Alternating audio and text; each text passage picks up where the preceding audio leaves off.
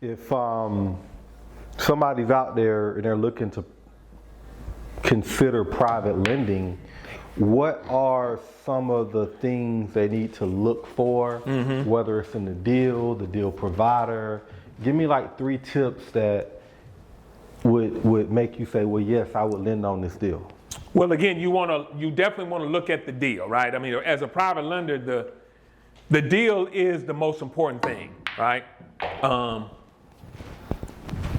The borrower or the person that the investor that got the deal, they got to have some skin in the game, right? We've done some private lending deals for some of your students, right? And the great thing about your students, which I love, is the fact that I'm assuming you teach them that, but they come to the deals with the land already secured, right? So they didn't went out and bought the land. Oh God! I love about to run always winning, baby. I'm always winning. Yeah, I'm always winning. I was about to get the front off him too, boy. I'm always winning, man. I was about to run the table on. Sit down, DeMarcus. Look at rack him up, baby. I done dubbed you out now. You raise your hand, chilly. Sit your ass down. Rack him up, baby. I'm always winning, baby. I'm always winning. We'll run that back. But real quick, like you said, the 3 things that I look for is how much skin does the borrower have in the game? Because they need to have some money in the game, right? I'm gonna look at the deal and I'm gonna find out based on the value of the after appraised value. I typically only lend up to 60% of the after appraised value, right? I don't want to overextend myself, and I don't want the borrower to overextend themselves because they got to get out of the deal. And if they at 75% of the ARV of the after appraised value, how are they going to get out of the deal? Because typically they can't get if they trying to refinance it, they can only refinance it at about 75% anyway, right? So I'm looking at that. I'm looking at who is the borrower, what kind of experience they have, and they don't necessarily have to have a lot of experience, but if they got people like yourself who has experience, so we're looking at that. We're looking at the experience of the people that they got involved, how much money they have in the deal, and what's my leverage? How much money am I lending on the deal? Those are the 3 things that I look at. Gotcha. Now, as a borrower, or as a lender, if I want to lend, some money out, of course, I'm taking that information that you just given me. In terms of documents, what should I expect back in documents? Like, am I, and this is for our audience, am I just giving them the money?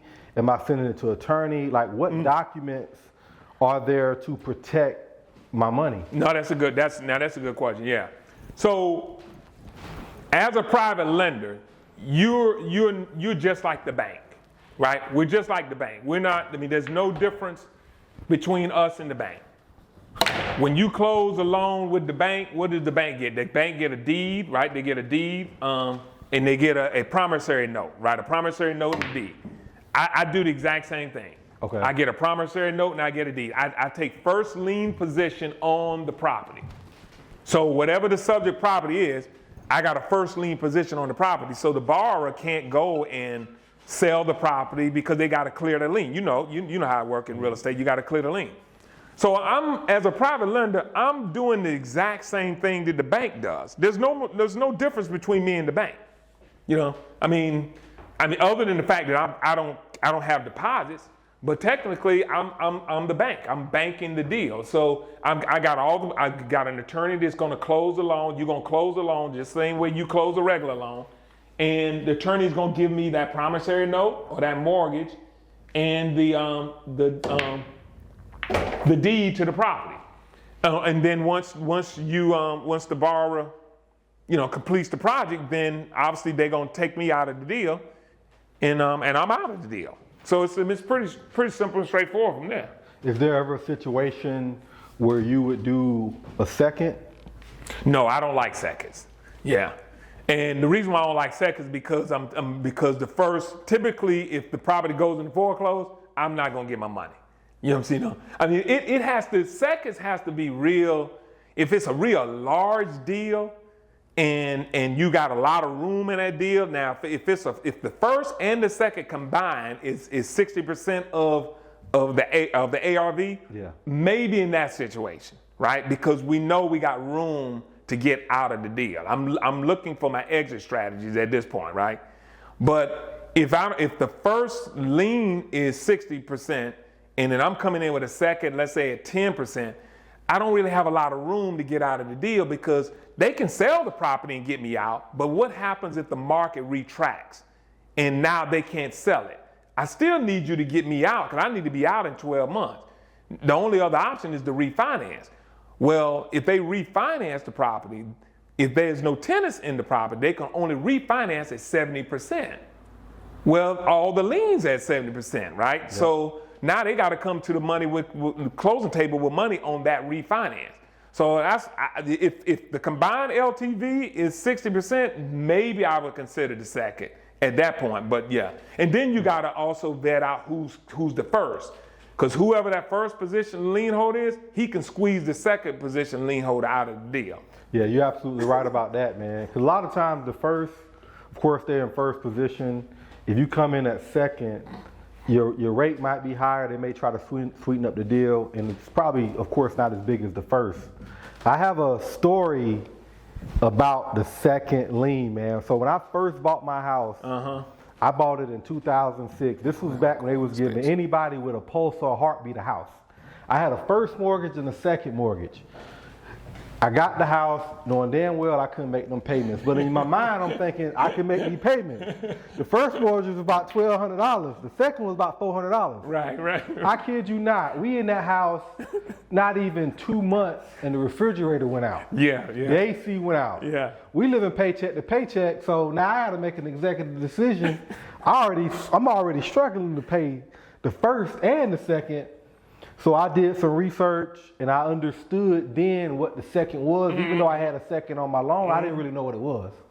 But once I found out that the second couldn't do nothing without the first, I stopped paying the second. Absolutely. I stopped paying the second. That's right. And it went so long. I think, to be honest with you, I think I probably paid that second 3 times. That's right. In about 6 years. That's right. Then what happened was I ended up going into pre-foreclosure. This was back in 2010, 11, and 12, and ended up getting a remodification. And when I got remodified, they remodified the first. It brought my mortgage down. I was able to afford it. But even to this day, it was $34,000 on the second. I remember getting letters saying, "Hey, we'll settle for $25,000." So they started selling the paper. Yeah.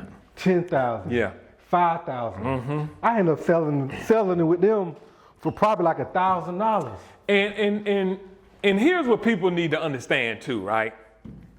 Which is the reason why someone like myself, or I would not advise anybody who gets into private lending to do a second. As a private lender, I'm playing with my money, right? Or close family members and friends' money, right? As an institution, let's say in this case, like that, you probably had your second was probably with a large, maybe a bank or a private institution, right? Or just an institution. Countrywide, I'll never forget. Okay, Countrywide, yeah. So you know what Countrywide was doing. Yep. Countrywide probably actually sold the paper. They originated that second loan, that second mortgage, but they probably sold it on Wall Street, right? And that's a big thing that people need to understand. The reason why you started seeing them sending you letters saying, "Hey man, when you take this to take that," is because they done sold it. They sold the paper. Countrywide sold the paper. Then they ended up selling the debt when you defaulted.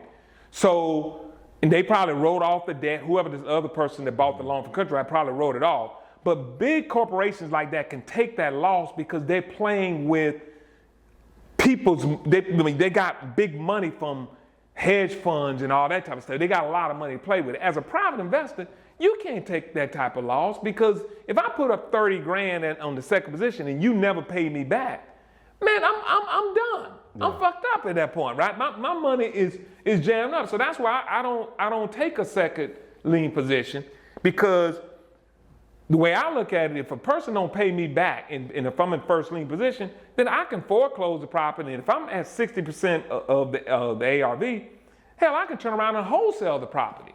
to somebody else and at least get my money back, you know? So you gotta, and I will tell people this, you gotta either know the real estate game or know somebody who knows the real estate game, because otherwise you can get got, right? You know, because if you don't know the game, you just don't want to just jump out there and just say, okay, I'm lending money on this deal and not know the rules of the game, right? You know, because when you learn the rules of the game about that second lien position, you took advantage of it, which you should have, because in the game, in any game, like in the game of pool, hell, if I don't know that I need to shoot this ball and I start shooting the 8 ball first, and I'm gonna lose the game, right? So you got to know the rules of the game.